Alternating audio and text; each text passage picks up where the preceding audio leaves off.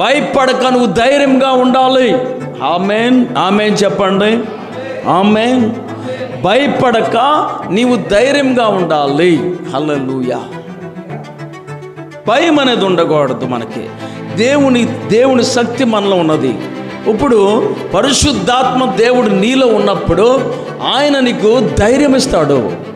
దేవుని వాక్కు చేత నీకు ధైర్యం వస్తుంది. దేవుని వాక్యం చేత నువ్వు ధైర్యం కలిగి ఉంటావు కనుక నువ్వు భయపడవు. దేనికి భయపడవు. దేవుని స్తోత్రం. ఆయన ఆత్మ మన మీదకి వచ్చినప్పుడు మనలో ధైర్యం ఉంటుంది, కానీ పిరికితనం అనేది ఉండదు. ఖచ్చితంగా దేవుడు మనకి ధైర్యం ఇచ్చాడు, కానీ పిరికితనం అనే ఆత్మ ఇవ్వలేదు. ఆమేన్, హల్లెలూయా. చెప్పండి ఆమేన్. గట్టిగా చెప్పండి ఆమేన్. ఆమేన్. పిరికితనం అనే ఆత్మ మనకు లేదు.